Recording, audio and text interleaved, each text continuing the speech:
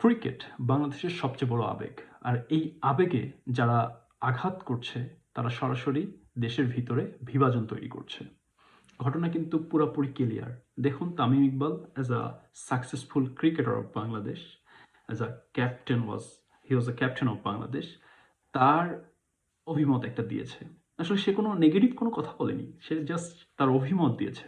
এখন অভিমত দেওয়ার ফলে আমাদের মিস্টার আমি আসলে ওনার নামটাও জানি না, Nazmul Islam, he has been telling that like Tamim is a agent of India, দালাল অফ ইন্ডিয়া।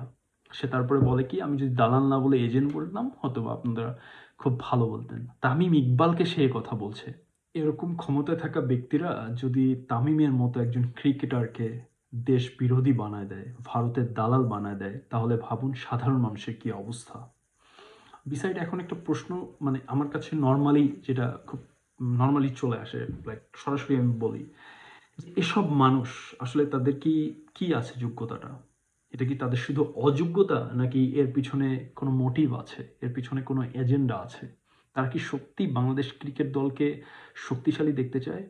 তারা কি জানে না যে খুবই সামনে একটা ওয়ার্ল্ড কাপ, এরকম যদি একটা আপনারা সিন ক্রিয়েট করেন তাহলে কি হতে পারে, ওয়ার্ল্ড কাপে গিয়ে ফলটা কি হবে বাংলাদেশ দলের? আসলে এই এজেন্টেটিভ, লাইক যারা এরকম এজেন্ডা নিয়ে কাজ করে, এজেন্ডা যারা ছড়াচ্ছে অন্যদের, আসলে তারা চায় না বাংলাদেশ ক্রিকেটটাকে স্ট্রংলি দাঁড়া করাতে। তারা চায় না এই বাংলাদেশটাকে স্ট্রংলি দাঁড়া করাতে।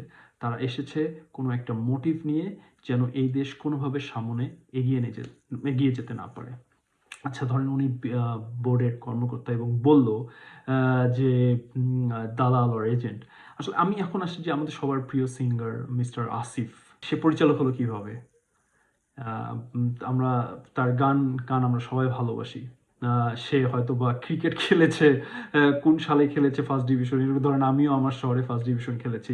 বাংলাদেশে হাজার হাজার আপনি ঘরে ঘরে যান আর দেখবেন শহরের বিভিন্ন প্লেয়ার পড়ে আছে।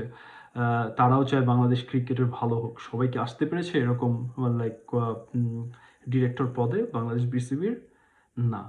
আচ্ছা, পাশাপাশি আমি আরেকটা কথা বলতে চাই। আমরা বাঙালি, ক্রিকেট আমাদের আবেগ, এবং এই ক্রিকেটের আবেগ নিয়ে যারা তাদের রাজনৈতিক মতাদর্শ, যারা তাদের রাজনৈতিক উদ্দেশ্য এখানে প্রভাবিত করার চেষ্টা করবে, আমাদেরকে এসব রুখে দাঁড়াতে হবে। ফার্স্ট অফ অল এটা আমাদের দায়িত্ব as a Bangladeshi cricket fan, as a Bangladeshi.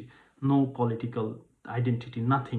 আজ যদি আমরা এই ভাষা মেনে নেই, আজ যদি আমরা এই আচরণ মেনে নেই, তাহলে মনে রাখবেন কাল আমাদের আরও বড় অপমান সহ্য করতে হবে। সো এখনই সময় প্রশ্ন করার।